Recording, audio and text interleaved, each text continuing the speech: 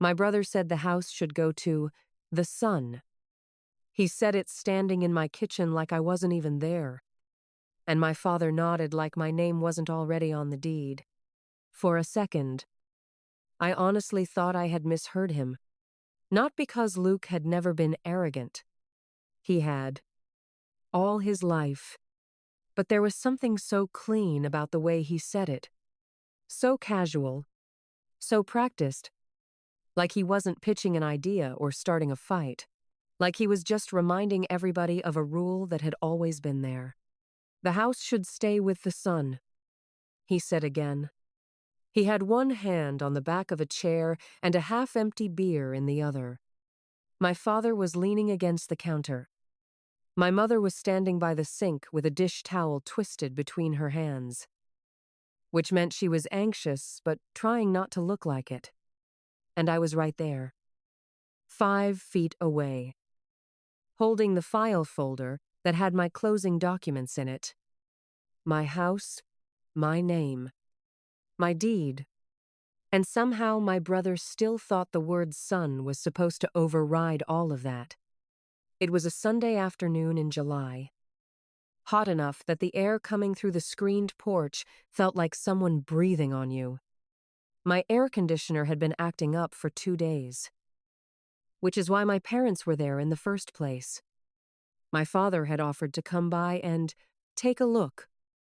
And because I still had not fully learned my lesson with family, I said yes. That was my first mistake. My second was believing they had actually come to help. By the time Luke arrived half an hour later, I should have understood what was happening. He didn't knock. He never did at my place. Just walked in like he had partial ownership of the walls. He looked around the kitchen, took one long glance toward the backyard, and then asked, "So what's the plan for this place long term?" That question bothered me immediately. Not because it was strange for him to ask. Because of the tone. It wasn't curious. It was evaluative. Like he was already trying to picture himself in the rooms. I said, "The plan is I live in it." He laughed like I was joking. That should have told me everything. Instead, I kept giving the moment a chance to become normal. That was another bad habit of mine. In my family, normal was usually just the pause before someone said something offensive and then blamed me for reacting to it. My father had the utility panel open by then. But he wasn't really looking at it anymore. He was listening. That mattered. He always listened more closely when Luke started circling towards something he wanted. My mother said, "Luke was just asking." No, he wasn't. Luke was never just asking when property was involved. I bought that house 11 months after my grandmother died. Not from the family, from the estate, legally and properly. After the will was settled and the property was appraised, there had been no backroom promises, no emotional side deals, no confusion. Grandma had left the estate to be split in a clear way, and I used my share as the down payment. Then I took on the mortgage myself. Every payment since then had come from my account. Every tax bill, every repair, every insurance payment. Mine. That's why what Luke said next hit so hard. He looked at my father, not me, and said, "I'm just saying, if this was always going to end up with one of us, it should have gone to the sun in the first place. The sun, not the one who bought it, not the one paying for it, not the one living there. The sun." I remember staring at him and feeling 2 things at once. Shock. And that ugly, familiar recognition. Because this was new in one way, and very old in another. The house was new. The money was new. The legal audacity was new. But the logic underneath it, That part was ancient. Luke wants something. My father silently agrees. My mother calls it complicated. And I get cast as the one making things harder than they need to be. That had been the structure of my family for years. Maybe my whole life. I said, carefully. The house didn't go anywhere. I bought it. Luke took a sip of his beer. Smiled a little. Not enough to look friendly. Just enough to look like he thought I was being literal on purpose. You know what I mean. I did. I knew exactly what he meant. He meant men should end up with things like houses. He meant daughters are temporary. Sons are legacy. He meant the family had humored my ownership because I had paperwork and timing on my side. But morally, in his mind, the house had always still been available for reassignment. That was the part that made my skin go cold. Not the greed. The entitlement. Greed at least admits value. Entitlement assumes transfer. My father shut the utility panel and said, "Nobody is trying to take anything from you." That sentence changed the whole room. Because no one had used the word take. Not yet. Luke didn't look embarrassed. My mother didn't look confused. And my father, without thinking, had answered the real accusation under the conversation instead of the words I had actually said. Nobody is trying to take anything from you. That's what guilty people say when they want to sound reasonable before the ugly part starts. I looked at him and asked, "Then why are we talking about who the house should go to?" He gave me that expression he had used on me since I was a kid. Calm. Tight. Slightly disappointed. The look that said I was making things emotional while he stayed above it. "We're discussing what makes sense for the family," he said. There it was. The family. That word had covered a lot of theft in my life. Time. Money. Energy. Credit. Space. Always dressed up as family. My mother stepped in with the dish towel still twisted in her hands. Nobody wants an argument. Again. That told me everything. We weren't even 5 minutes into this, and already I had been assigned the role of possible argument starter. Even though my brother was standing in my kitchen discussing my house as if I were borrowing it from history. I said, "You all came here to talk about this." My mother looked down. My father didn't answer. And Luke actually rolled his eyes. Which would have been funny if I hadn't wanted to throw him out of my house. That was when I noticed the envelope. White. Standard. Folded once. It was sticking out of the back pocket of my father's jeans. I didn't know what it was yet. But I knew enough to feel my pulse change. My father never carried loose paper unless he meant to hand it to someone. That was one of his habits. He liked paper. Paper made things feel official. Paper let him stand behind authority without having to say directly that the authority was his. I stared at the edge of the envelope for 1 second too long. He noticed, and he moved his hand over it. That tiny gesture told me more than any speech could have. This was planned. Not fully. Maybe not perfectly. But planned enough that my father had brought something printed. Planned enough that Luke had come in talking about the sun like he was picking up a conversation already underway. Planned enough that my mother had walked into the room prepared to smooth, soften, and manage the fallout. I felt something in me drop. Not faith. That had been eroding for years. Something softer than that. Hope. Maybe. The kind that still lets you think your family might stop 1 step earlier than they do. I set the folder with my closing papers on the kitchen table and said, "What's in the envelope?" Luke looked at my father. My mother said, too quickly. That's not important, which meant it absolutely was. I looked straight at my father. What's in the envelope? He took a breath, then pulled it out slowly like he was trying to make the motion feel calm and measured instead of what it really was. Deliberate. He set it on the table between us. My name was written across the front. Typed. Not handwritten. Typed. That detail hit harder than it should have. There's something about seeing your own name machine printed on an envelope in your own kitchen that makes a betrayal feel colder. More organized? My brother leaned back against the counter and folded his arms. My mother said, "Please just listen before you react." I looked at the envelope, then at my father, then at Luke, and I knew.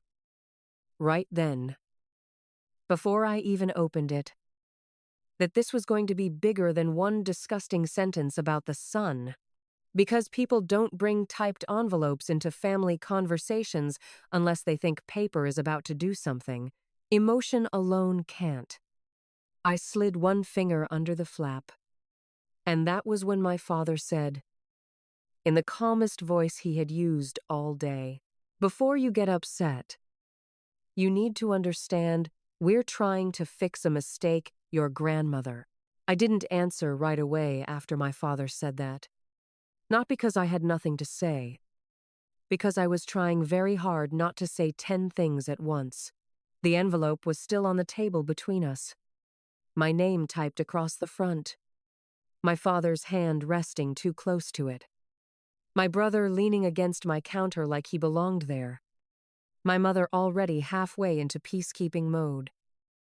Which in my family usually meant protecting the people causing the problem and managing the person reacting to it. Me. That had always been the setup. Luke wanted. My parents translated. I adjusted. That pattern didn't start with the house. The house had just made it impossible to ignore. I looked at my father and asked, "What mistake?" He didn't answer immediately.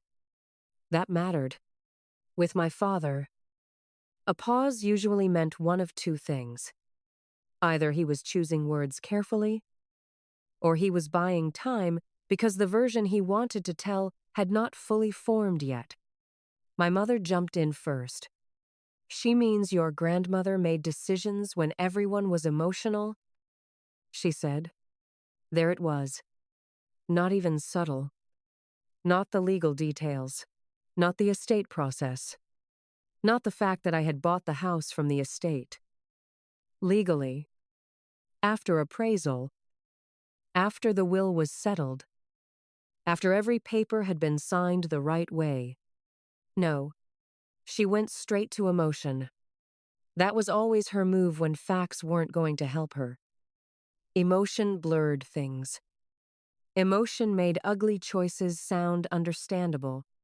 Emotion made it easier to turn whatever had happened into a misunderstanding that only needed softness instead of accountability. I said, "I bought the house." Luke gave that same small, irritating smile again. "From Grandma's estate." "Yes," I said. "That's usually how buying from an estate works." He rolled his eyes. "You know what I mean." I did. And I was getting very tired of that sentence. You know what I mean. It was how people in my family avoided saying the ugliest part out loud. They got close enough that you had to hear it, but vague enough that if you challenged it, suddenly you were accusing them of something they didn't actually say. Luke meant the house should have stayed in the bloodline that mattered. He meant the son. My father meant the same thing.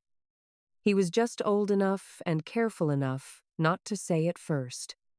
My mother meant whatever version of the truth kept Luke comfortable and my father unchallenged. That was the family structure in its cleanest form. It sounds harsh laid out like that. I know. But one of the only useful things about getting older is that eventually You stop being impressed by the softer wording people use around an obvious pattern.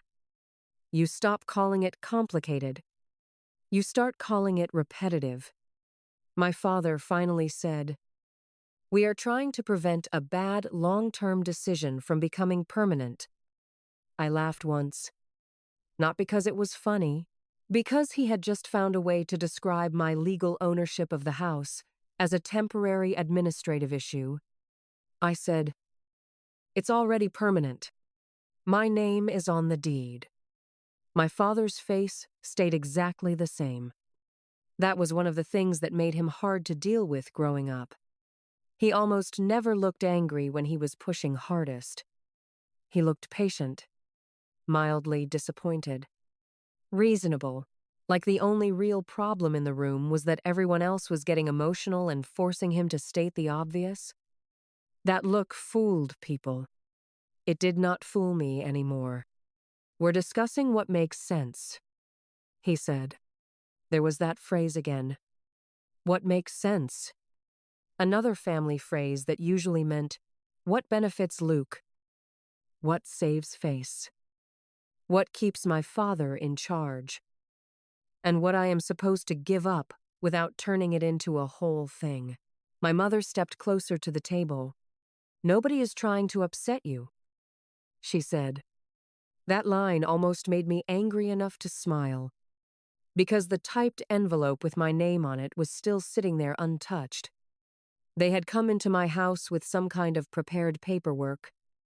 Luke had walked in already, using language like the son. My father was talking about correcting a mistake, and somehow I was being told no one was trying to upset me. That was another classic family move. First, do something invasive. Then, if I react, immediately downgrade the thing itself and upgrade my reaction into the real problem. I looked at the envelope, then at my father, then back at the utility panel he had opened 30 minutes earlier and clearly stopped caring about the second Luke arrived. That was when something simple clicked into place. They had not come because of the air conditioning.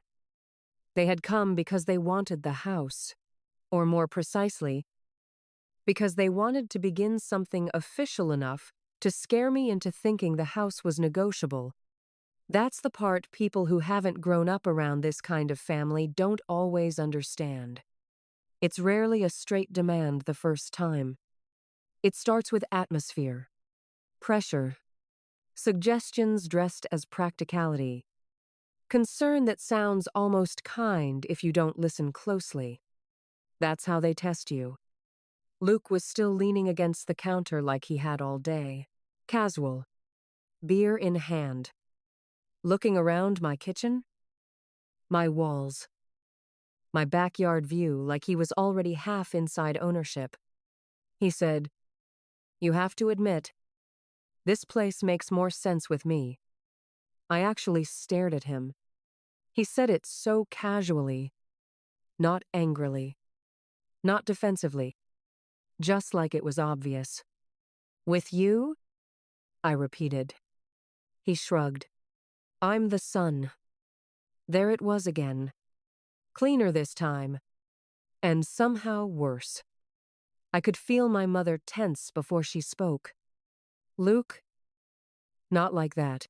But the thing about my mother was that she only objected once a line had been said too clearly. Not because she disagreed, because she needed the line to stay implied. Implied things are easier to deny later. My father didn't correct him at all. That mattered more than anything, my mother said. If my father had really believed Luke was out of line, he would have shut him down. Briefly, coldly. He had done it to me often enough. Instead, he let the sentence sit there. I said, "So that's what this is." My father folded his arms. "This is about keeping the property where it can be managed properly." I almost laughed again. Managed properly. That was one of his favorite tricks, too. If he wanted power over something, He renamed power as management, control as stewardship, override as responsibility. He had used that language my whole life. When Luke crashed financially, Dad wanted to manage the situation. When my mother picked fights and then cried, Dad wanted to stabilize things. When Grandpa got older, Dad wanted to help with decisions. Help, manage, stabilize, steward. Different words, same direction. Toward him, I bought that house with my own money after Grandma's estate settled. Not with help from my parents. Not with Luke's input. Not because anyone handed me a sentimental family gift. I bought it because it was the only thing in the estate I actually wanted enough to commit to properly. The house wasn't huge, but it was solid.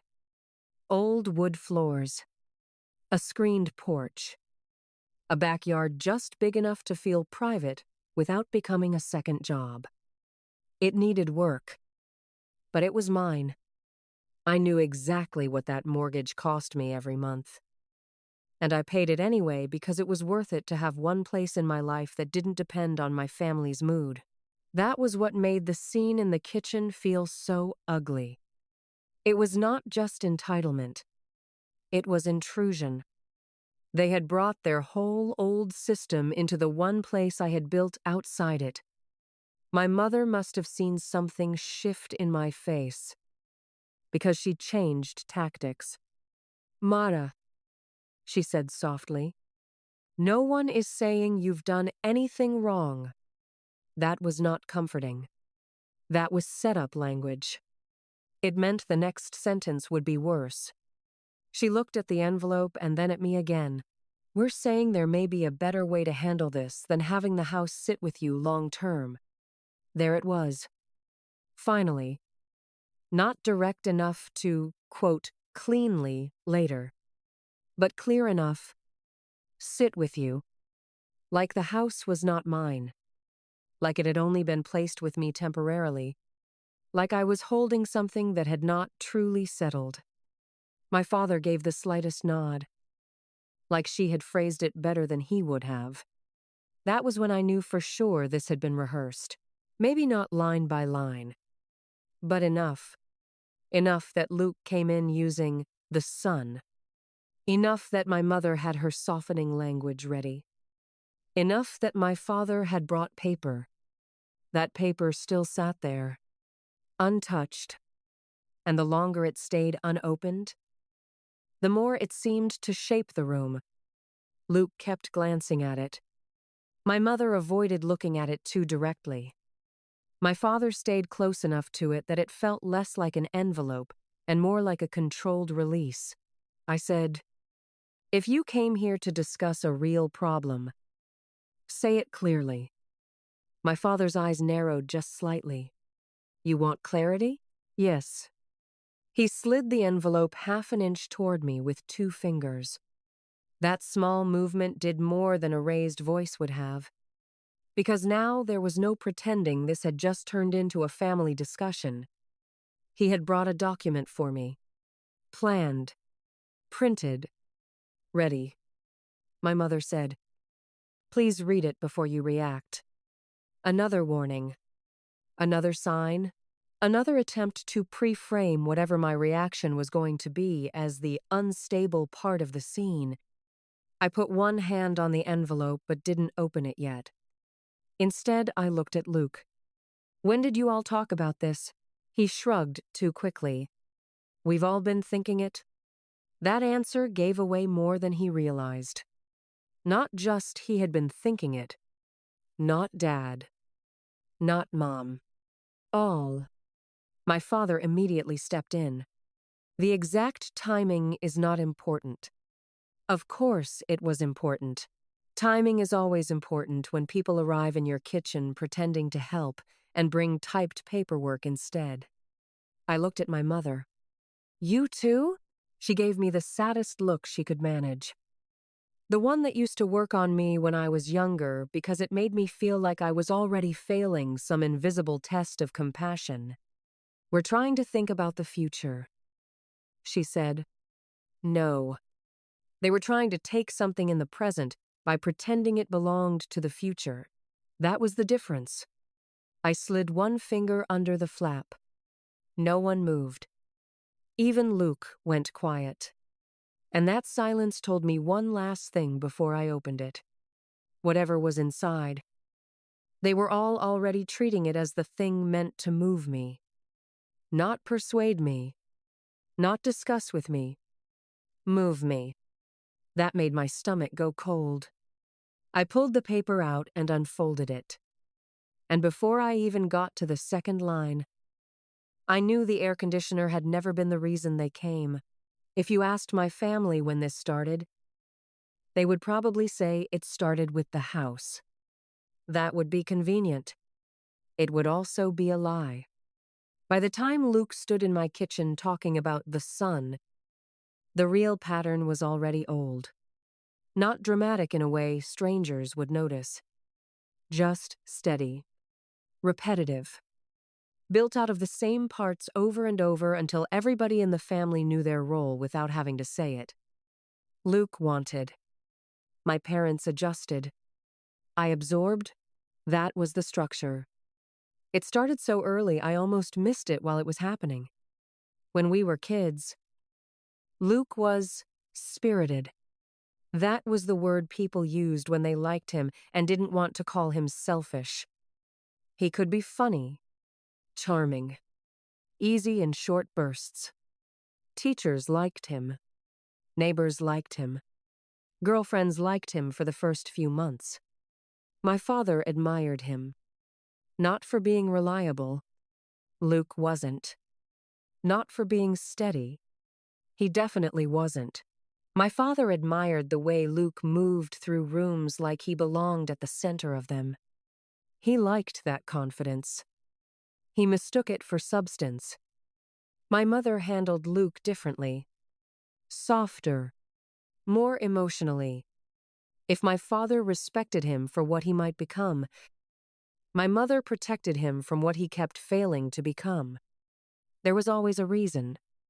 Luke was overwhelmed. Luke had bad timing. Luke chose the wrong people. Luke was under pressure. Luke just needed one real break. It was always something. And because it was always something, it was never really his fault. I was the opposite. If I got something done, that was expected. If I handled something well, that became the baseline. If I complained, I was making things harder. If I refused, I was cold. That's how it works in families like mine. One person gets grace. Another gets standards. The difference doesn't always look huge from the outside. It looks like tone, timing, which child gets interpreted generously and which one gets interpreted strictly. But that adds up. It always adds up. By the time we were adults, the pattern was fixed. Luke had gone through jobs the way some people go through phone chargers. Lost one. Quit one. Outgrew one. Had a boss who didn't respect him. Had another boss who felt threatened. He was never unemployed in the clean, obvious sense. He was always between opportunities. That made it easier for my parents to keep framing him as almost there. Almost stable. Almost successful. Almost ready. Almost is a dangerous word in a family. Almost can eat 10 years if everyone keeps feeding it. I didn't get almost. I got practical. Practical daughter. Practical decision maker. Practical one who doesn't need much. That sounds flattering until you realize it usually means nobody worries about what it costs you to keep being practical all the time. When Grandma got older, I became the practical one in a way that finally had real weight to it. At first, it was small things. Calling her back when she forgot why she'd picked up the phone. Picking up prescriptions. Driving her to one doctor because Luke said he was slammed and my father said weekdays were hard for him. Helping sort paperwork after a billing mistake. Replacing groceries when she forgot what she had already bought. Then it became bigger things. Insurance calls, roof estimates, bank appointments. The boring adult stuff that keeps a life running but never earns you much credit because it doesn't look dramatic while you're doing it. Luke showed up too. Technically, but he showed up in the visible ways. He came for dinners. Sat with Grandma for 20 minutes. Carried one box if other people were already there to see it. Talked big about sorting things out soon, then left before the form filling. The waiting rooms. The follow-up calls. The things that actually took time. My mother's line was always the same. At least he came. I came to hate that sentence. Because I was there all the time. And somehow that never counted in quite the same way as Luke appearing briefly and being warmly received for it. That was the family economy. He got credit for presence. I got responsibility for function. Grandma noticed more than my parents thought she did. Not because she was sentimental. She wasn't. She had a dry way of looking at people, including her own children, that made everybody slightly nervous if they were being fake around her. She liked Luke in the way grandmothers often do. Soft spot. Old habits. He could still make her laugh. But she wasn't stupid. She knew charm was not the same thing as steadiness. One afternoon, when Luke had promised to come by and handle a few things, and then didn't show up until an hour before dinner, Grandma looked at me while I was sorting receipts and said, "Your brother likes the idea of being useful." That was her. No speech. No family lecture. Just one sentence. Perfectly aimed. I laughed when she said it. But it actually made me feel better. Not because it was kind. Because it was accurate. She saw it too. The imbalance. The performance. The way Luke always liked the symbolic part of family duty more than the real one. The house came into the story slowly. That's important. People hear house conflict and imagine everyone suddenly becoming obsessed with square footage and inheritance. It wasn't like that. At least not at first. The house was just Grandma's house. The one she had lived in forever. The one with the big front windows and the porch swing and the kitchen that always stayed too warm in summer because the light came in hard from the backyard. It needed work constantly. A step here. Gutters there. Old wiring. Temperamental plumbing. Luke liked what the house represented. I knew what the house required. That's a big difference. As Grandma's health got worse, I spent more time there. Not because I was trying to position myself, because I was nearby. Because I knew where things were. And because once you become the reliable one in a family, people stop asking whether you're available and start assuming you are. That part is on me too. I didn't push back early enough. I kept thinking that if I just did the next thing, the family would eventually start seeing the pattern clearly. That if I carried enough of the load, surely there would come a moment when the truth became too obvious to ignore. That was naive. Families are very good at not seeing truths that interfere with their preferred version of a child. My father, meanwhile, had already started using house language differently. Not in some villainous way. Nothing that obvious. Just practical comments. Management comments. Liability comments. This place is a lot for one person. Properties like this need oversight. You don't want emotion driving decisions. That last one came up more than once. Emotion. That was always the word used to downgrade someone else's claim while making his sound responsible. If I cared, I was emotional. If Luke wanted, he was trying to build something. If my father inserted himself, he was being practical. My mother had her own version. She'd say things like, "I just hope the house stays with someone who can keep it going," while I was literally the person paying contractors and sorting bills.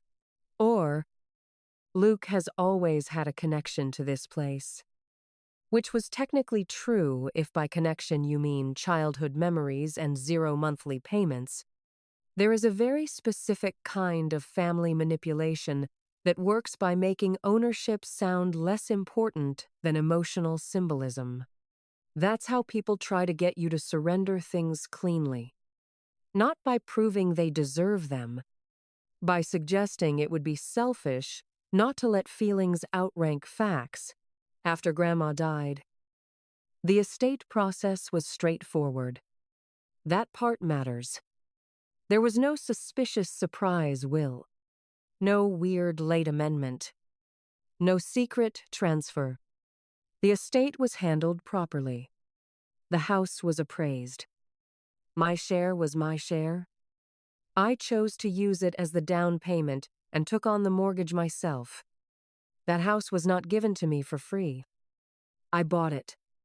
That's exactly why Luke's language bothered me so much in the kitchen.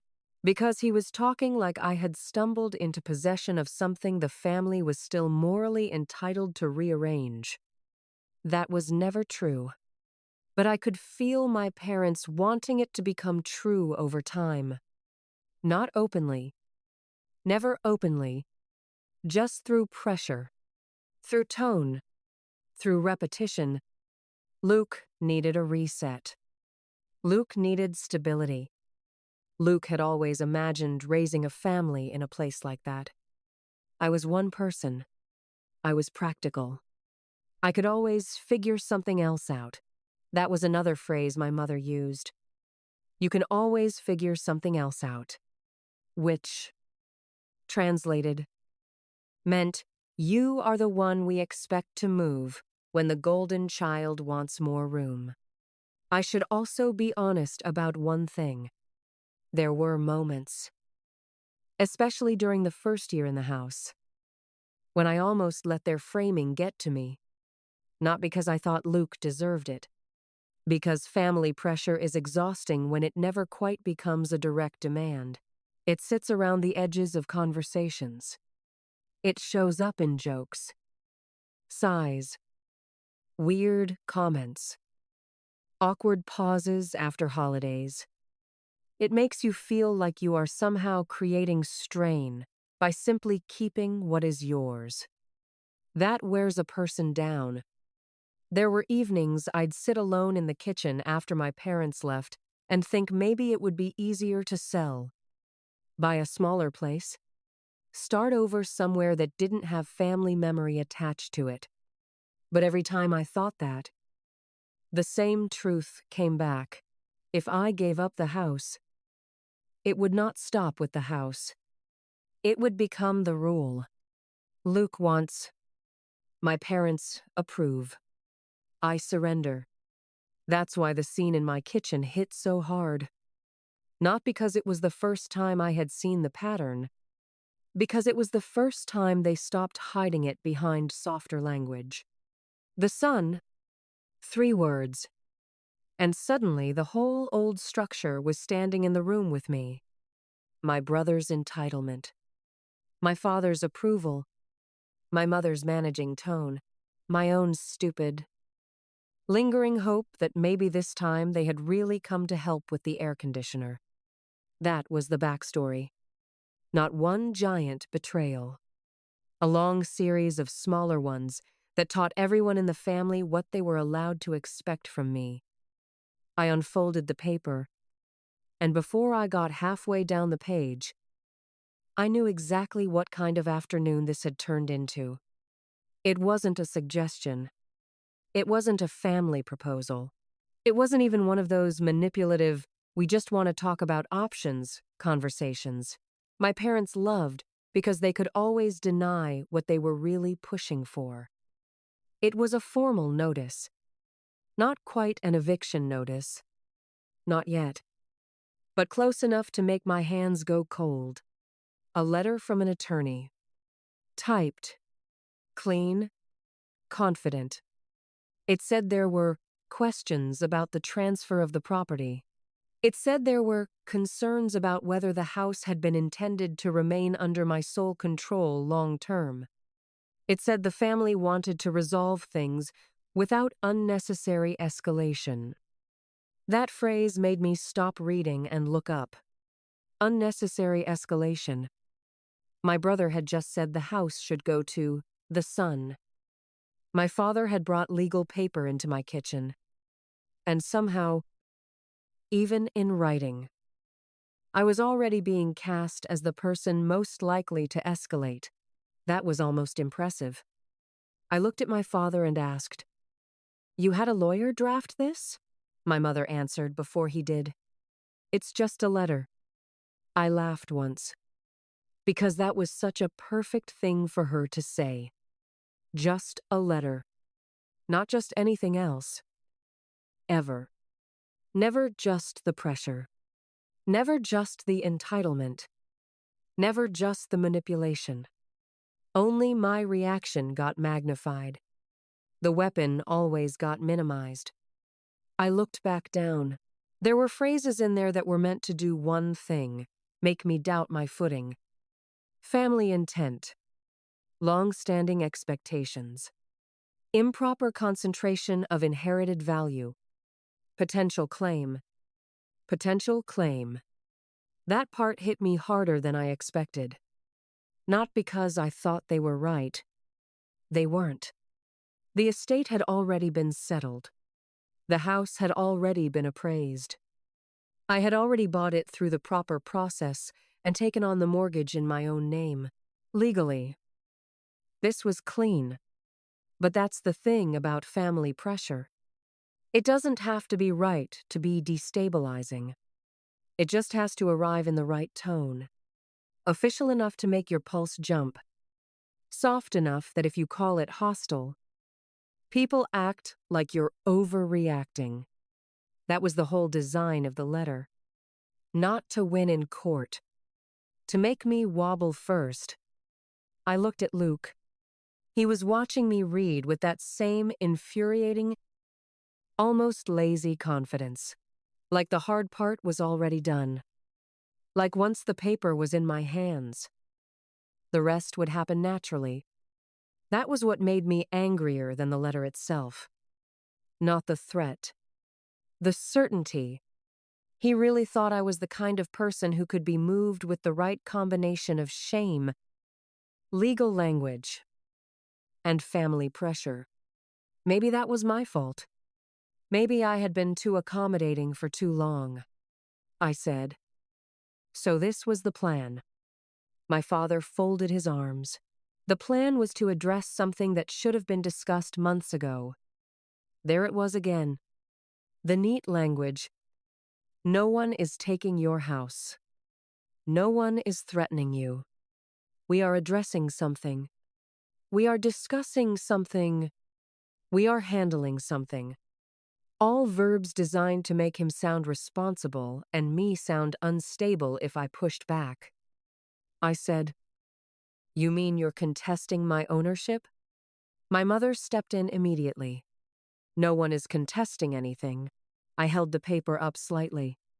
"This is literally from a lawyer." Luke shrugged. "Because talking to you normally never gets anywhere." That one landed. Not because it was true. Because it was a lie he clearly believed. And that's always a weird moment in families. The second someone says something false, with enough confidence that you realize they have been repeating it internally long enough for it to harden into reality. Talking to me never got anywhere. No. What never got anywhere was them trying to soften me into giving Luke what he wanted without forcing themselves to say it clearly. I bought that house. I paid for that house. I lived in that house. What didn't go anywhere was their slow campaign to make me feel temporary in it. I looked at Luke and said, "You mean you asked for something that wasn't yours and I said no?" He smiled without warmth. "You really love making everything sound ugly." That was rich. He stood in my kitchen talking about the sun. And I was the one making things ugly. My father tried to take the room back. "This doesn't need to become hostile," he said. I looked at him, then at the letter again, then back at him. "You brought a lawyer's letter into my house." It's amazing how much power there is in just saying the thing itself. No spin, no interpretation, no emotional language, just the thing. He had done that, and for the first time since they arrived, it started to register on the faces around me that they could not fully pretty this up after the fact. My mother was twisting the dish towel so tightly now I thought she might rip it. Luke still looked annoyed, but less comfortable. Good.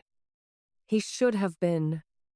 I went back to the letter and read the next paragraph. That was when I hit the first twist, because buried under all the careful legal phrasing was a line that made my stomach drop. In light of prior family discussions regarding intended male line continuity, I stopped. "Read it again." "Male line continuity." I looked up very slowly. Nobody said anything. Because they knew I had found it. My father must have seen something in my face. Because his tone changed just slightly. "That language is broader than you think." No. That was exactly as narrow as it looked. Male line. Not the child best positioned to own it. Not the one who bought it. Not the one maintaining it. The male line. The son. There it was. In writing. Not just Luke's entitlement now. My father's, maybe even older than him. Maybe older than both of us. The kind of family logic that survives by staying mostly unspoken until paper gives it away. I asked, "Did you actually tell a lawyer this should follow the male line?" My mother went pale. Luke looked irritated, but also a little confused now, which told me something useful. He hadn't read the letter closely. He knew the goal. He liked the goal, but he had not paid much attention to how Dad got there. My father said, "That phrase refers to long-standing family assumptions." I could not believe he said assumptions. Not rights. Not law. Not grandma's wishes. Assumptions. So that was the foundation under all this. Assumptions that a son should end up with a house? Even after a daughter bought it. I laughed again. Sharper this time. "Then your assumptions should have bought a mortgage." That shut Luke up. For maybe 2 seconds. Then he said, "You're taking this way too personally." I just stared at him. I don't know what expression was on my face, but my mother actually stepped forward a little, like she was about to put herself physically between us.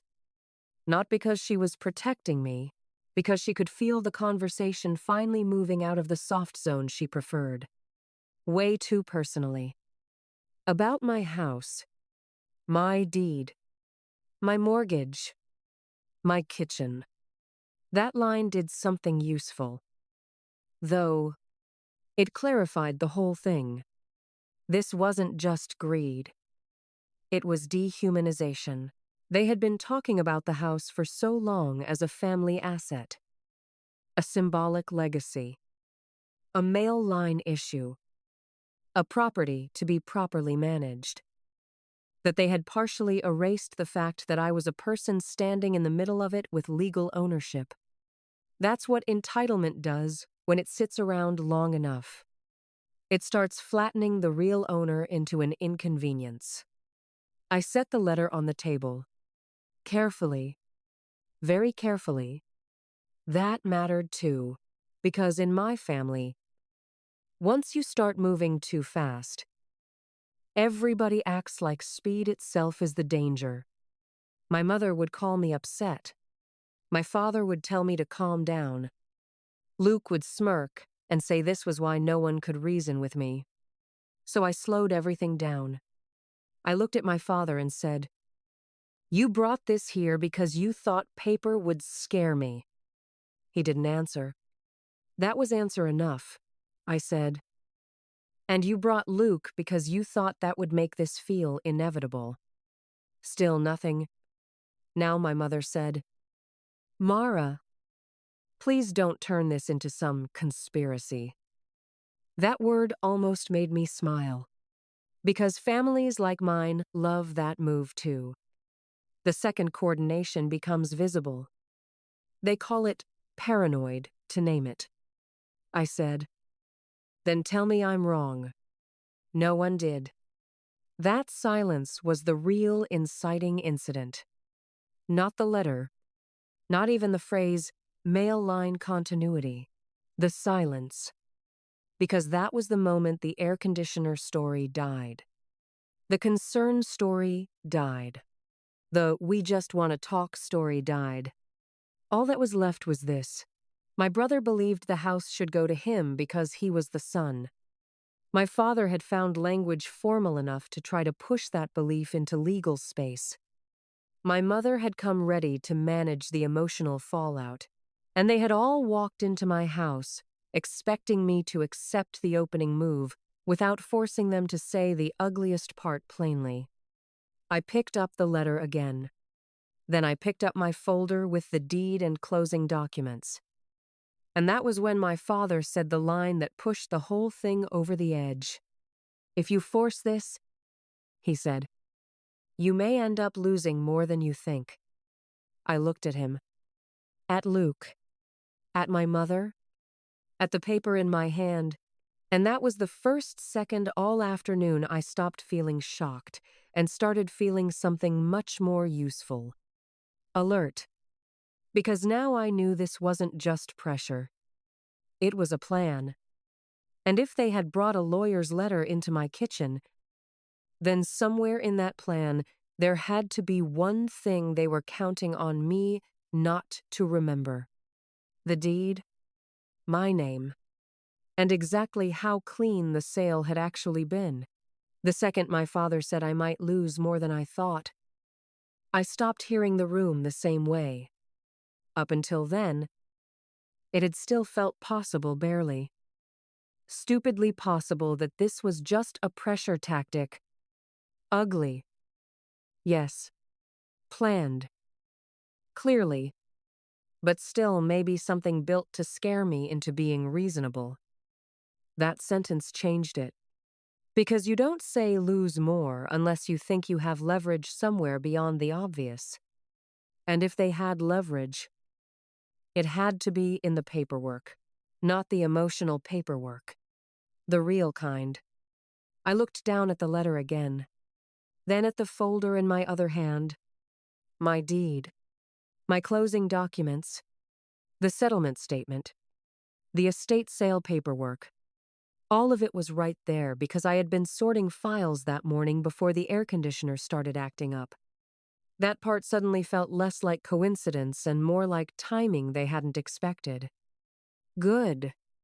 For once, my father must have seen where my eyes went, because his tone changed just slightly. "You don't need to turn this into a legal war." Legal war. Interesting choice. Not discussion. Not misunderstanding. Not even family disagreement. Legal war. So yes, he had already taken it there in his own mind. My mother moved in fast. Like she always did when my father said the quiet part too plainly. "No one wants that," she said. Luke added, Then don't make it that. That one almost made me laugh. Because there it was again. The family math. They pressure. I react. My reaction becomes the escalation. I was tired of that math. I set the lawyer's letter on the table and opened my folder. Luke noticed immediately. "What are you doing?" I didn't look up. "Reading," my father said. "You are proving my point." "No," I said. "I'm checking yours." That shut him up for a second. Not long. Just enough. And sometimes with people like my father. A second is all you need. A second of silence. A second where they're forced to react instead of direct. A second where the room stops moving around their version of events. I pulled out the deed first. The original recorded copy was in a plastic sleeve. County stamp. Date. Parcel number. Clean. Boring. Beautiful. I laid it flat on the kitchen table. My name was right there. Not implied. Not emotional. Not understood. Typed. Recorded. Done. I touched the line with my finger and looked at Luke. "This is whose house?" He gave me a disgusted look. "That's not the point." Exactly. That was exactly the point. And the fact that he couldn't answer such a simple question told me everything about how much this whole thing relied on making reality feel negotiable until I got tired enough to stop defending it. I looked at my father. "You brought a lawyer's letter into my house," I said, without even remembering whose name is actually on the deed. That made him angry. Not loud, angry. Worse, the tight, controlled version that meant he had been embarrassed and was now trying to cover it with tone. "I am fully aware whose name is on the deed." "Then why is your lawyer pretending ownership is unclear?" My mother jumped in before he answered. "No one is pretending anything." I looked at her, then at the phrase on the letter again. Potential claim. Family intent. Male line continuity. "No?" I said. "Then what would you call this?" She opened her mouth. Closed it. Dad answered instead. "It is an opening communication." That phrase was so bloodless, it almost impressed me. An opening communication. Not an attempt to destabilize me. Not a threat disguised as procedure. Not a paper version of family pressure. Just communication.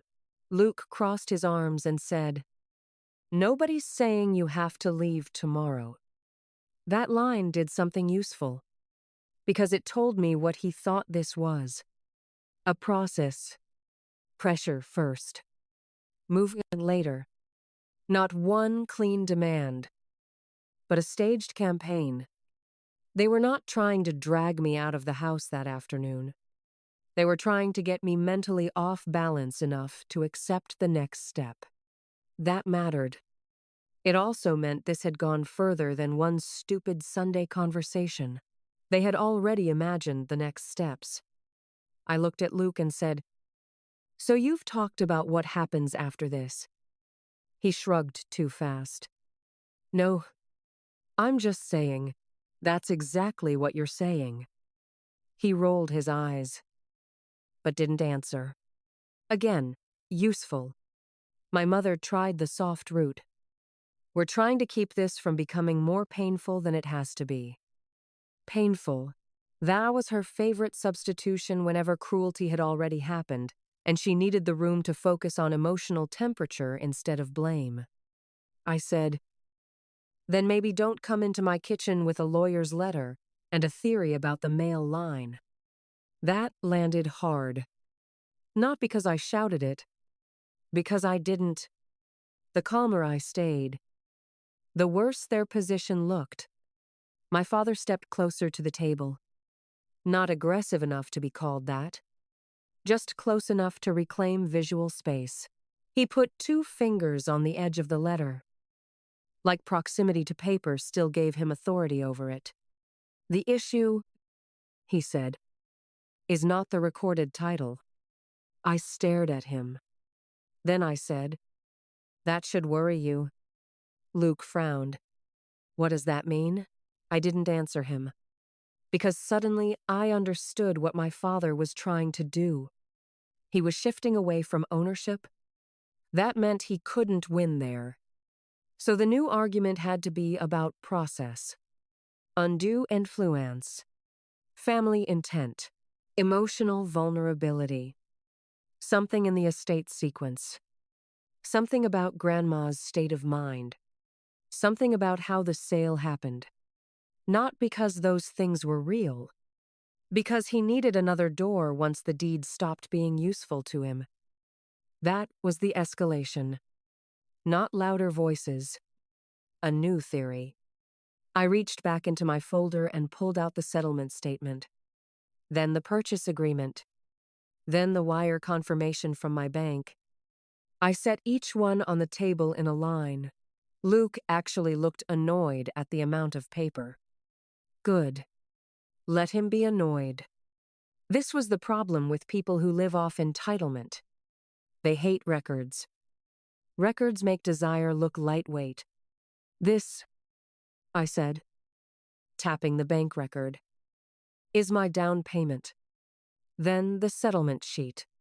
This is the closing. Then the deed. And this is the recorded transfer. My father's expression flattened. My mother looked at the papers without really looking at them.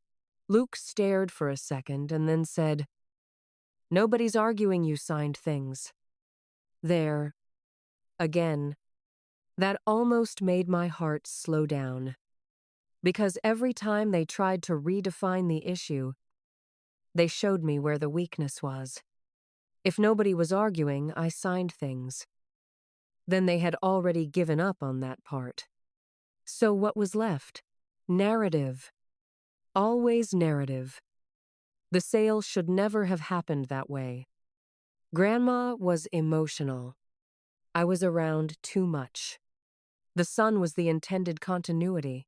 The family had different expectations. The process needs review. That kind of thing. Ugly enough to pressure me. Vague enough to survive challenge. I looked at my father and asked, Are you trying to say Grandma didn't know what she was doing? My mother reacted before he did. She was vulnerable. There it was. Finally, not clean enough to be a direct accusation, but close enough. And that made the room colder than anything else had so far, because that was not just greed anymore. That was revision. That was them reaching back into the last year of Grandma's life and trying to retroactively weaken her judgment so they could strengthen Luke's claim. I felt my whole body go still. Not numb. Focused. I asked, Is that what this is? You're going to say she didn't understand the estate? My father answered this time. I'm saying the circumstances deserve review. Review. Another bloodless word, I said. Because the son didn't get the house. Luke slammed his beer bottle down harder than he meant to. Not enough to break. Enough to finally drop the lazy act. You keep saying it like that to make me sound like a monster. I looked right at him. You said it like that. Silence. Then my mother tried to rescue him, which she had done his whole life. He didn't mean, yes, I said. He did. I did not raise my voice. I did not need to. He meant the son, I said. Dad meant the male line. And you meant whatever version of this gets me to give up the house without anyone having to call it stealing. That was the sentence that changed the room. Because it named all three of them. Not as one villain group. As a structure. Luke wants. Dad formalizes. Mom softens. And suddenly, once the structure was named, they all looked less solid. Luke looked reactive. My mother looked trapped between defense and shame. My father looked annoyed that the room had become legible. That was when he made his next mistake. He said, "If this goes where it may have to go, the house will not be the only thing under discussion." That was the line. The real escalation line. Not vague family pressure anymore. A threat. Maybe not a clean legal threat, but enough. The house won't be the only thing under discussion. Meaning what? The rest of the estate? Money? Grandma's competence? My conduct? Some accusation they had been circling but hadn't said yet? That was when I realized there had to be more somewhere. More paper. More emails. More assumptions. More groundwork than just the letter in front of me.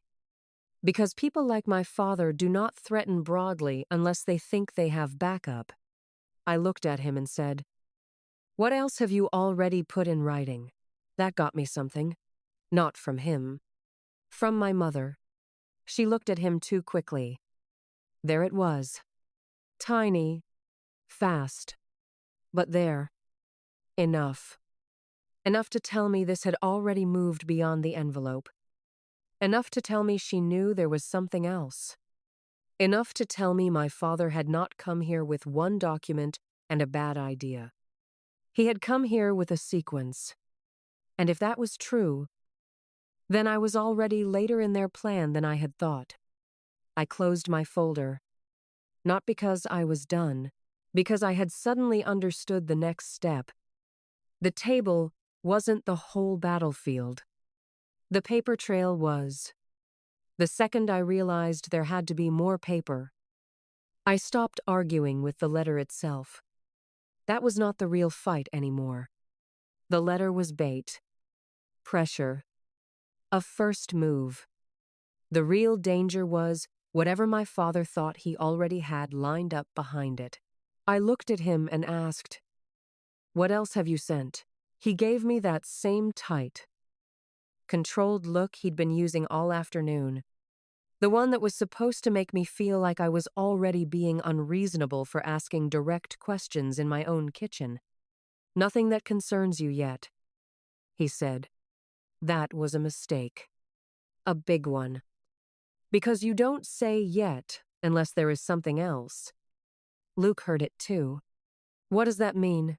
he asked. Dad ignored him. That made Luke angrier than if he'd been answered badly. Luke could handle bad news if he still felt included. What he hated was being treated like the last person in the room to understand his own supposed future. My mother tried to get in front of it.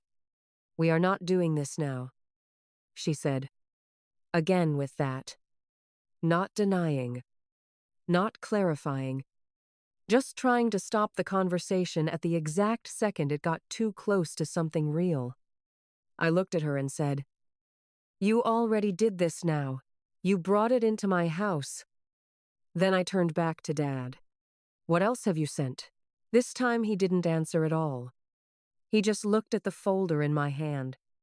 Not the letter. Not me. My folder. The closing documents. The deed. That look was enough. Whatever his plan was, it depended on paperwork. And he did not like the fact that I was standing there with the cleanest paperwork in the room. I made a decision then. Not a dramatic one. Just a clear one. I picked up my phone and walked past all three of them into the hallway. My mother followed immediately. "Where are you going?" "To get my laptop."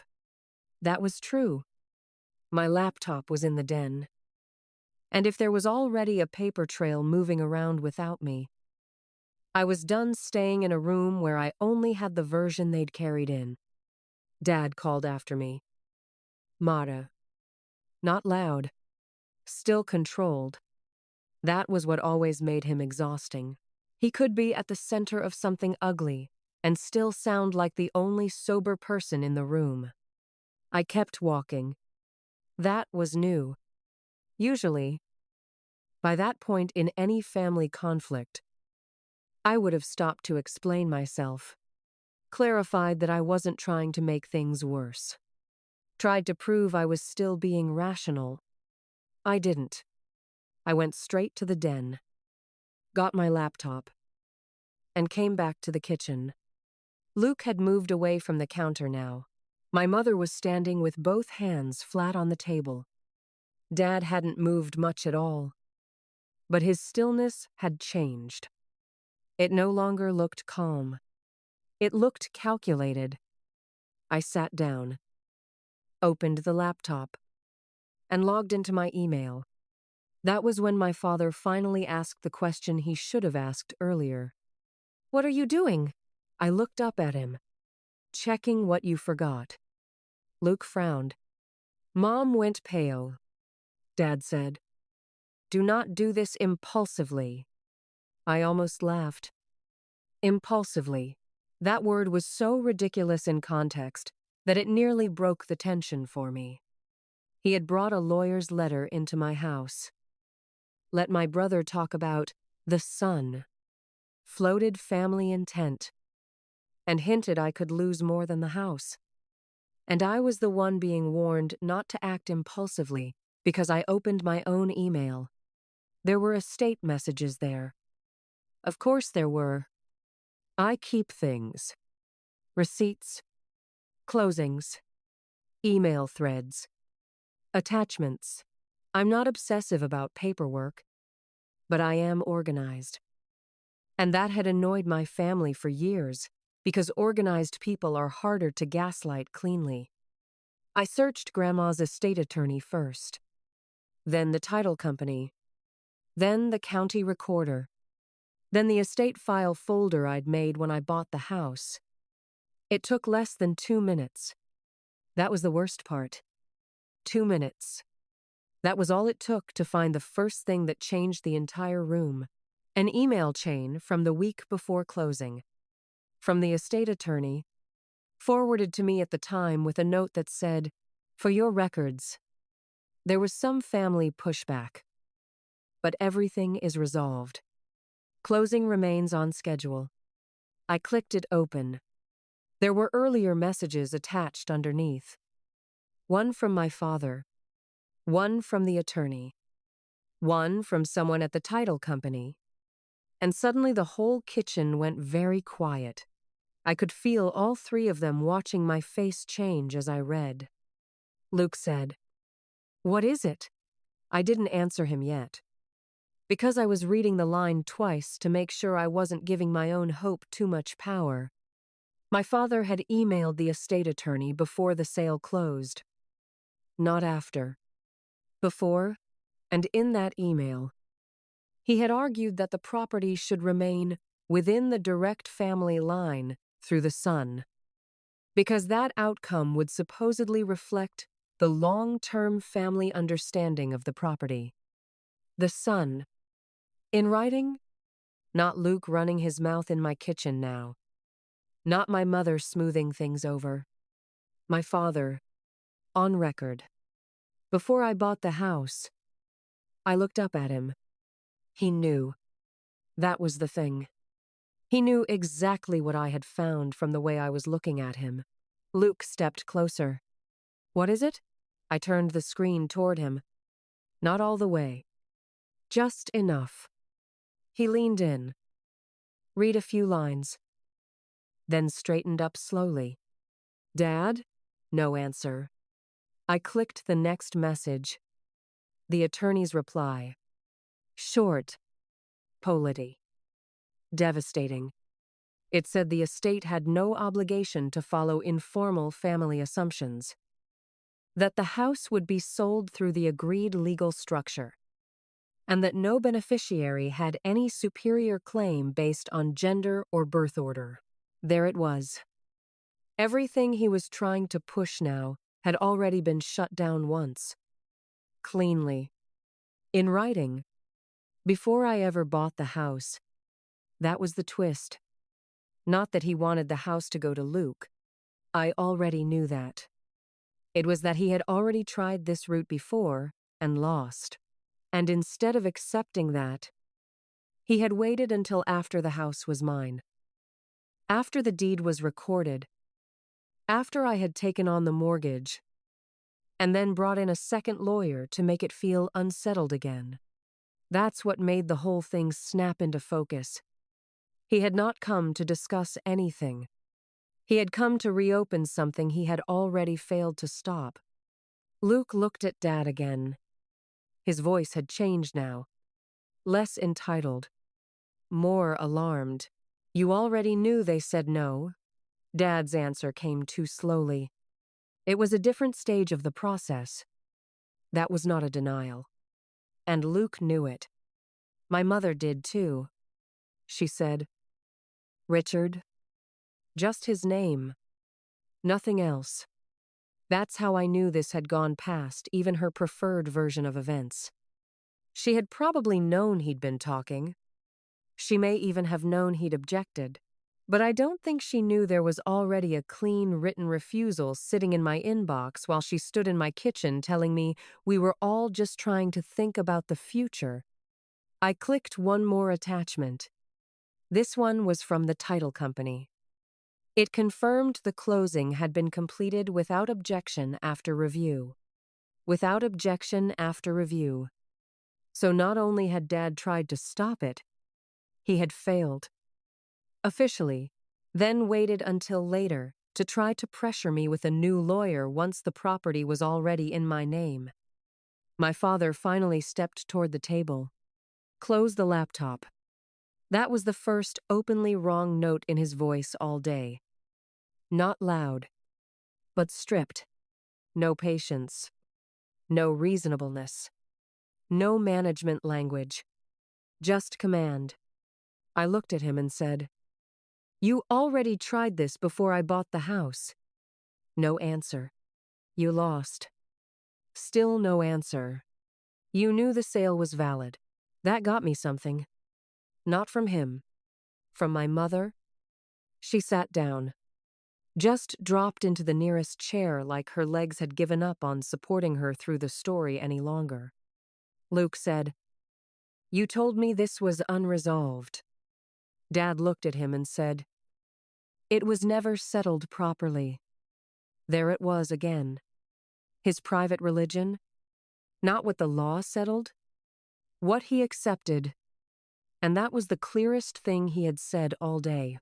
Because once a person starts replacing legal reality with emotional legitimacy, they will justify almost anything. He didn't care that the deed was mine. He didn't care that the estate attorney had already shut him down. He cared that the outcome offended his idea of order. His son should have had the house. Reality disagreed. So he decided reality needed managing. I don't know what showed on my face then. But Luke took one step back. That surprised me. Not because he was suddenly guilty. Because for the first time, I think he saw just how much of this had been my father's obsession and not just his own entitlement floating around in a family atmosphere that encouraged it. That doesn't excuse Luke. It clarifies him. He wanted the result.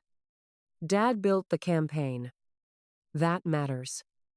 I picked up the lawyer's letter from the table again and held it beside my screen. So this, I said, was never about sorting out confusion. No one answered. It was about pretending old objections still mattered after the deed was already recorded. Still nothing. I looked straight at Dad. You knew exactly whose name was on the deed. That was the climax. Not the letter. Not Luke saying, the son. Not even the old email chain. This, the moment the room could no longer pretend there had ever been real uncertainty. Because once the old attorney email was on the table, everything else collapsed with it.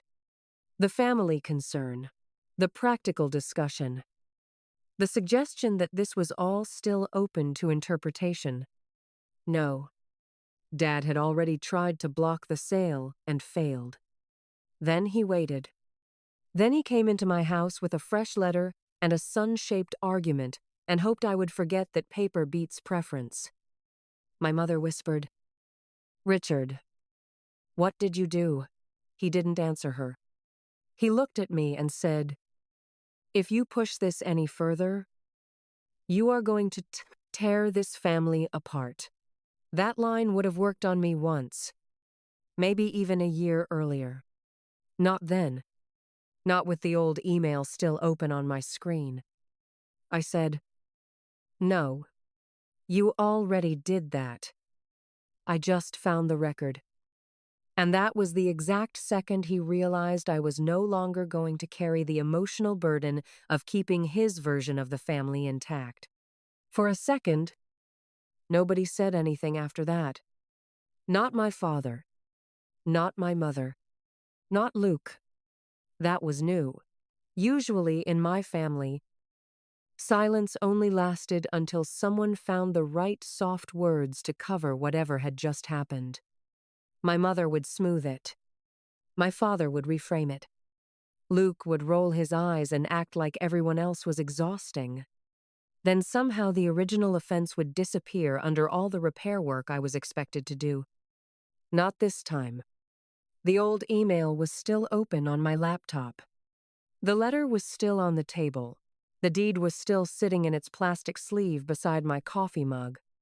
There was no soft version left. Luke was the first one to move. He looked at the screen again. Then at Dad. Then back at the letter on the table, like maybe all three would somehow rearrange themselves into a story he liked better. "They already told you no?" he asked. Dad didn't answer. So Luke asked again. Louder this time. "You already tried this before she bought the house?" Still nothing. That did more damage than any argument could have. Because now Luke had to sit in the fact that he had not been brought in as a partner. He had been used as atmosphere. Son in the room. Son at the counter. Son as emotional legitimacy. Dad had counted on him agreeing with the outcome without needing the full history. That is the thing about entitled people. They hate unfairness most when it reaches them personally. My mother stood up too fast and said, "Let's all calm down." There it was. Always that. Not, "Your father did this." Not, "This has gone too far." Not, "I knew more than I admitted." Just the same old request that everyone stop reacting now that the truth had become inconvenient. I said, "No, I didn't raise my voice. I didn't need to. No, we're not calming down and pretending this is still a discussion." He tried to stop the sale before I bought the house. He failed. Then he waited until the deed was in my name and tried again. That landed in the room like a weight. My mother looked at Dad then. Really looked at him. That mattered too. Because for most of the afternoon, she had stayed in her usual role. Not choosing truth. Just choosing the version of the story most likely to keep the structure intact. Dad as practical. Luke as emotional. Me as difficult. But now the structure had cracked. And even she could not fully hold it together with tone alone. "Richard," she said quietly. "Is that true?" He turned to her. Not me. And for a second, I honestly thought he might lie outright. Instead, he said, "I raised concerns before closing." Yes. Before closing, raised concerns. Even now, even with the email right there, he still couldn't say what he had actually done. Tried to redirect the house to the son. Tried to build legitimacy around gender and family understanding. Tried to interfere. Lost. Then came back later with a fresh lawyer and a softer weapon. Luke looked stunned. Not guilty. Not ashamed. Stunned. Because no matter how entitled he was, I don't think he had understood the full shape of it until that second. He knew what he wanted. He knew Dad agreed with him. But knowing Dad had already made a legal attempt to block my purchase before I ever signed the papers, that was different. That's insane, he said. I looked at him. That word almost made me laugh. Because it was one of the first honest things anybody had said all day.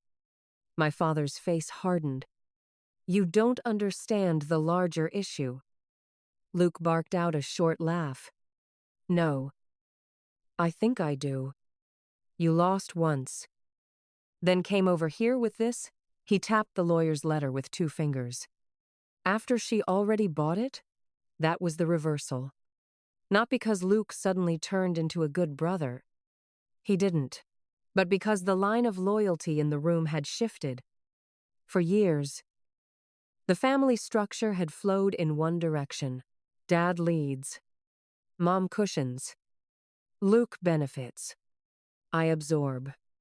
Now the pressure had turned. Dad was isolated. Mom was uncertain. Luke was angry for his own reasons. And I was the only person in the kitchen standing on clean paper.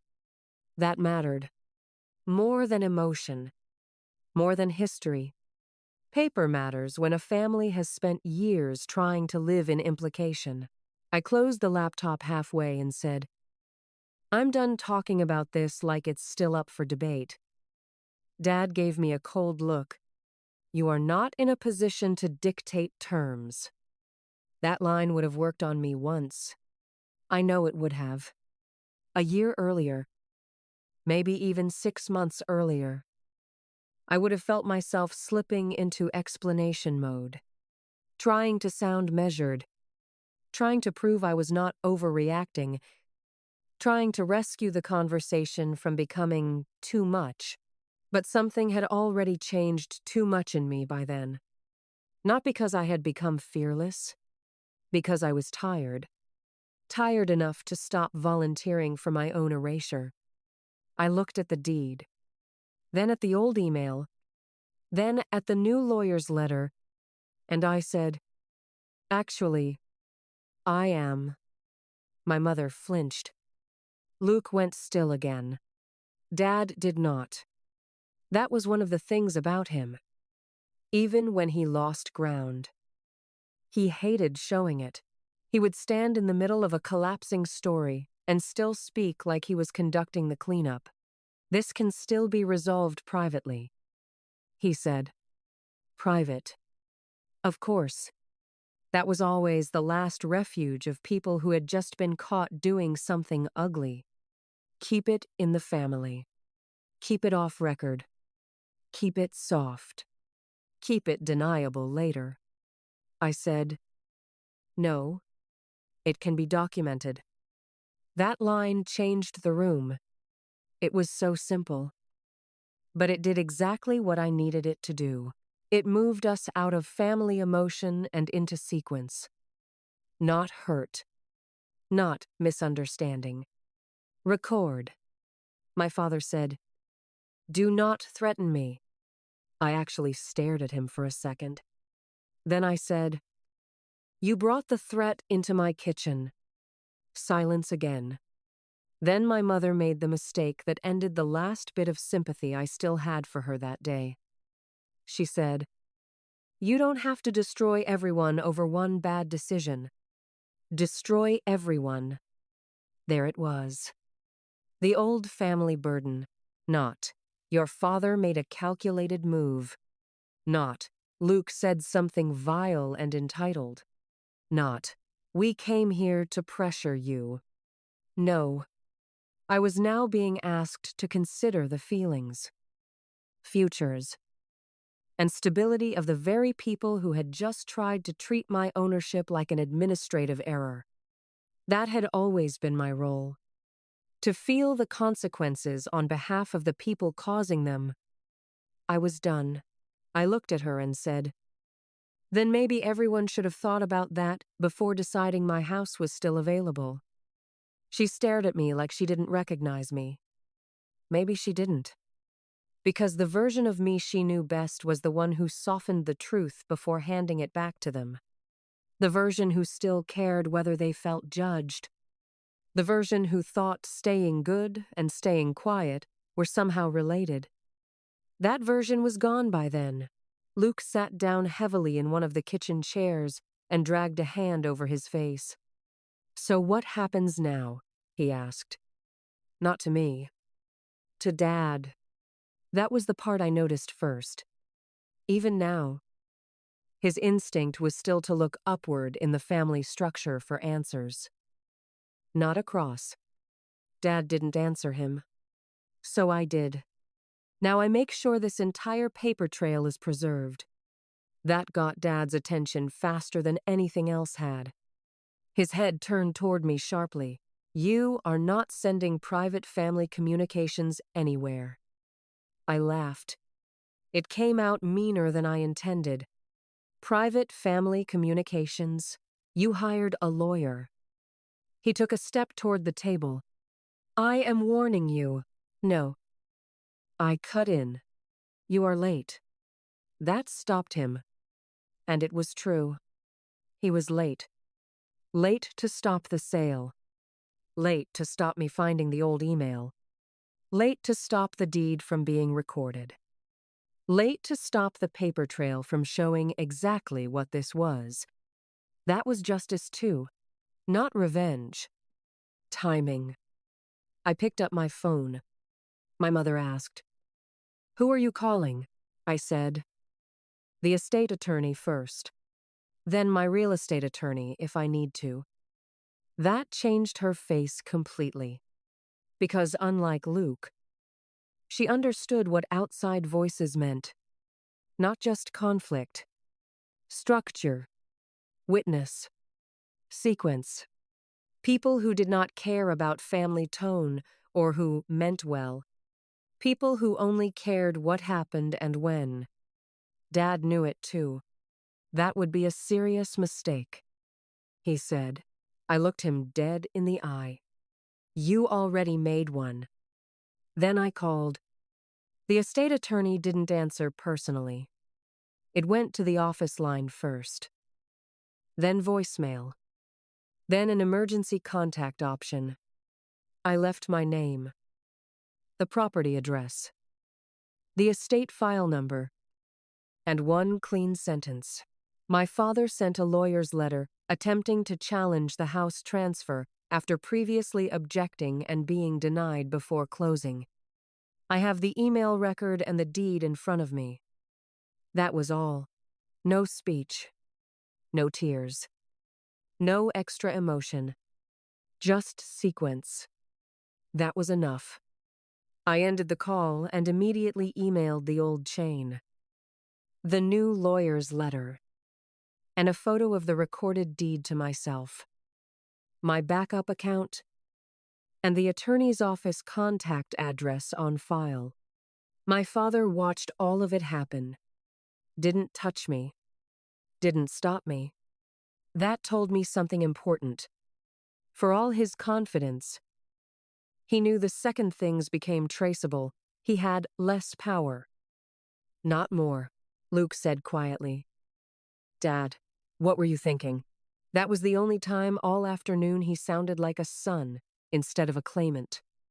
Not because he cared about what had been done to me. Because he was finally standing close enough to the blast radius to feel heat. Dad's answer was the most honest thing he said all day. I was correcting a mistake. There it was. Finally stripped bare. Not fairness. Not family interest. Not legal confusion. Not unresolved questions. He believed the house being in my name was a mistake. And he believed himself entitled to correct it after the law had already gone the other way. That sentence did more than expose him. It ended him in the room. My mother went quiet. Real quiet this time. Not controlled silence. Shocked silence. Luke looked away. And me? I felt something I didn't expect. Not triumph. Relief. Because when someone finally says the ugly thing plainly, you stop having to do the exhausting work of proving ugliness exists. It was there, on the table, in the room, in his own words. I said, "Then I guess it's a good thing the deed didn't ask what you believed." That was the line that finished it. Not because it was especially clever, because it returned the whole conflict to the one thing they had spent years trying to soften, blur, and push around. Reality. My name was on the deed. The sale was clean. The objection had already failed once. And now there was a second attempt. On paper, tied directly back to the same belief Dad had just admitted out loud. That was enough. More than enough. When the call back finally came from the attorney's office 40 minutes later, I took it in the den with the door shut. I laid the timeline out cleanly. The old objection, the new lawyer's letter, the references to mail line continuity, the fact that Dad had known exactly what the deed said and moved anyway. The attorney was professional, careful, not dramatic. That helped. He said the house was mine. The old objection had no remaining force. The new letter was pressure, not substance. And more importantly, he wanted copies of everything immediately, because the second paper starts contradicting itself across time. Motive matters. Motive? That word stayed with me. Because motive had always been obvious in my family. It had just never been documented before. Now it was. That was the reversal. Not a speech at dinner. Not Luke apologizing. Not my mother suddenly becoming honest. Paper. Cold paper. Paper that did not care about the son. Paper that did not care about family myths. Paper that did not care about who usually got their way. Just sequence. Just record. Just my name on the deed. Exactly where it had always been. After I got off the phone with the attorney, the house felt different. Not safer, just clearer. That surprised me. I thought I would feel shaky, vindicated, maybe even guilty, because my family had trained me so well to confuse consequences with cruelty. But what I mostly felt was clarity. The fog was gone. That was the real ending. In a way, not the call, not the old email, not even my father finally admitting he thought the house being in my name was a mistake. It was the clarity. For years, my family had survived by keeping everything just soft enough to deny later. Luke didn't demand things. He needed a break. My mother didn't manipulate. She kept the peace. My father didn't override people. He managed what made sense. That whole system needs fog. The second things get clean. It starts to die. I walked back into the kitchen with my phone in one hand and the folder in the other. Nobody had moved much. Luke was sitting at the table now, elbows on his knees, staring at nothing. My mother was by the sink again, but the dish towel was gone.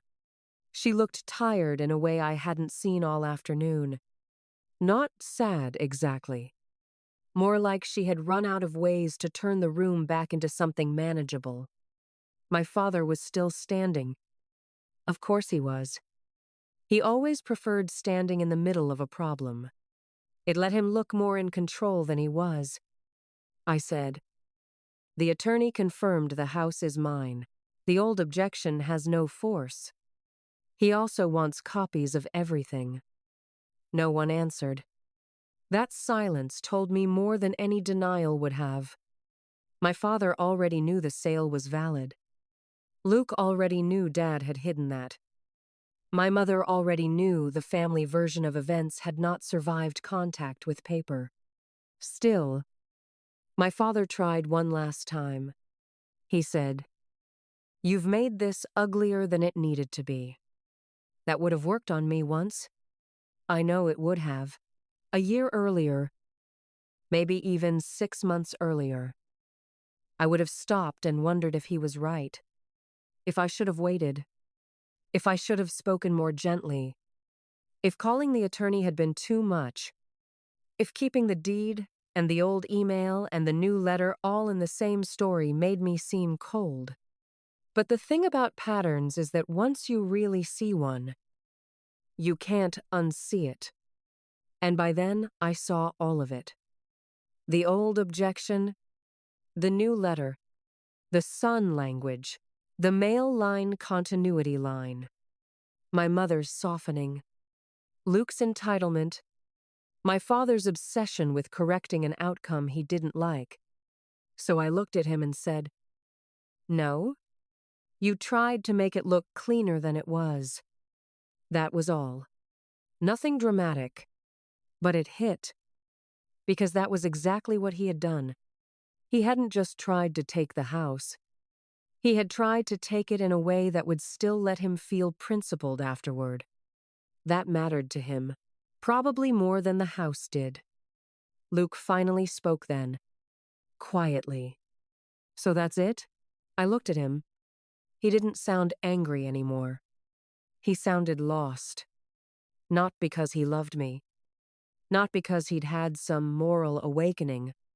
Because for once, the family machine had not delivered him what it usually did. He had expected Dad to handle it, Mom to cushion it, me to either surrender or at least keep the damage private. Instead, he was sitting in my kitchen, watching the structure fail in real time. I said, "That depends what you mean." He looked at the deed on the table, then at the old email still open on my laptop, then at Dad. "I mean the house," he said. That answer almost made me laugh. Even now, after all that, he still needed it narrowed down to the thing he wanted most. The house was never up for debate, I said, and that was the truth. Not emotionally, not symbolically. Actually, the house had never been morally available for family reallocation. It had only felt that way to them because they had spent years acting like my ownership was somehow temporary, unless Dad emotionally approved it. My mother finally turned around and said, "Can we please just stop?" That line would have sounded neutral to someone outside the family. It wasn't. What she meant was, stop making us sit inside the full shape of what this is. Because now that everything was clear, even she couldn't smooth it into a misunderstanding anymore. I said, "I'm done. You don't get to come into my house. Push legal paper across my table. Tell me it should go to the son. And then ask me to stop once the paper trail catches up with you." That was the longest sentence I'd said in a while. It felt good. Not because it was polished. Because it was complete. No missing center. No softened edges. No room left for anyone to later say they didn't understand why I reacted the way I did. My father picked up the new lawyer's letter, folded it once, put it back in the envelope. That tiny movement felt final in a way I didn't expect.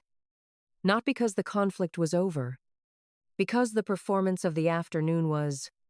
He had walked into my kitchen thinking paper would make him strong. Now he was the one putting it away. He said, "We'll continue this later." "No," I said. That stopped him. Not because it was loud. Because I didn't explain it. No extra sentence. No apology. No clarification. Just no. That was new enough in my family that it seemed to throw everyone off. Luke looked up. My mother blinked. Dad's face changed by maybe half an inch. I kept going. There is no later version of this where you come back and try again like today didn't happen. My mother whispered my name. Not in warning this time. In disbelief. Because she could hear it too. The finality. And to people like my mother, finality feels cruel, even when it only arrives after repeated disrespect. They always think there should be one more conversation. One more soft exchange. One more chance to reframe things until nobody has to live with the clean version. I was done giving them that chance. I started putting my paperwork back into the folder. The deed first. Then the settlement statement. Then the bank wire confirmation. Then I closed the laptop and held it against my side. That movement seemed to wake the room up. Luke stood. So what? We just leave? I looked at him. Yes. It was strange how much that bothered him. Maybe because he was used to my house feeling emotionally accessible even when it wasn't legally his. Used to walking in without knocking. Used to speaking in assumptions. Used to the idea that the family always had some kind of standing inside my boundaries. Not anymore. My father was the first to move toward the hall. My mother lingered. Of course she did. She always wanted the softer last scene. The one where she could stand in a doorway and say something sad enough that later, if she repeated the story, people would remember her as the person who tried. She looked at me and said, "You've changed the shape of this family." I don't think she meant it as a compliment. I don't think she meant it only as blame either. Mostly, I think she was telling the truth the only way she knew how. I said, "No." I stopped holding it in place. That was the closest thing to a closing line I ever got. No one answered it. Luke left without saying goodbye. Dad stopped near the front door and turned just enough to look back at me. This isn't over. And for the second time that day, I believed him. Not because I thought he still had a claim. Because men like my father don't stop feeling entitled just because paper embarrasses them. They stop when the cost of continuing gets too high. He was not there yet. But he was closer than he had been that morning. After they left, I locked the front door. Then the back. Then I stood in the kitchen and listened to the silence settle. It didn't feel empty. It felt earned. That's the word I keep coming back to. Earned. Not because I had won some huge battle. Not because justice in real life comes with speeches and soundtrack moments and people admitting everything neatly in the end. It doesn't. Real justice is usually smaller than fantasy and colder than closure. It looks like documents preserved, calls made, records aligned, people forced to live with what paper says when emotion no longer protects them. That night, I emailed the attorney everything. The old objection, the new letter, the deed, the closing documents, a written timeline of the afternoon while it was all still fresh. Then I changed the passwords on every estate-related folder I still had stored online. The next morning, I called a locksmith, not because anyone had threatened to come back, because symbolic access matters. If people have spent years acting like your boundaries are temporary, sometimes the first healthy thing you do is make the lock literal. The locksmith came that afternoon. He changed every exterior lock and rekeyed the side gate. He didn't ask questions, which I appreciated. He just did the work, quietly, efficiently, charged me, handed me the new keys, and left. That felt better than it should have. A small thing, but clean. The days after that were exactly as messy as you'd expect. My mother called 3 times, left one voicemail saying we had all said things we didn't fully mean. That was very her. All. Always that word when she wanted harm to become communal enough that no one person had to own it. I didn't call back. Luke texted once. I didn't know Dad had already tried to stop the sale. No apology. Just that. I stared at it for a while, then deleted it. Not because it meant nothing, because it wasn't enough. My father didn't text at all. He sent one email 2 days later. Formal subject line. Brief body. It said all future communication regarding the property should go through legal counsel. I laughed when I read it.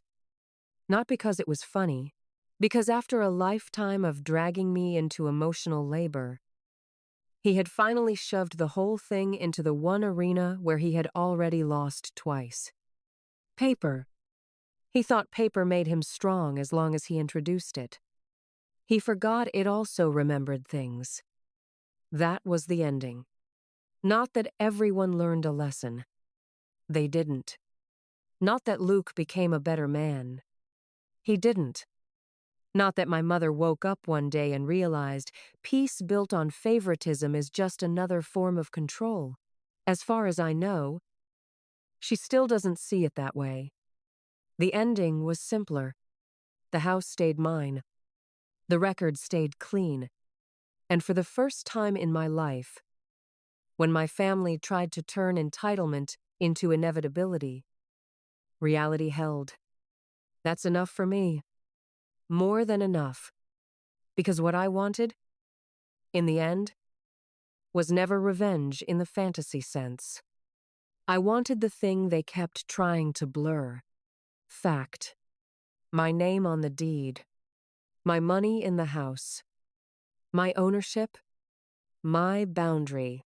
Not a discussion. Not a family mood. Not a role I could be guilted out of. Just fact. And if there's one thing I learned from that afternoon, it's this. People who build their lives on family myths always assume paper is only dangerous when someone else has it first. Dad forgot something simple. The deed didn't care about the son. It cared about the name. And the only one on it was mine.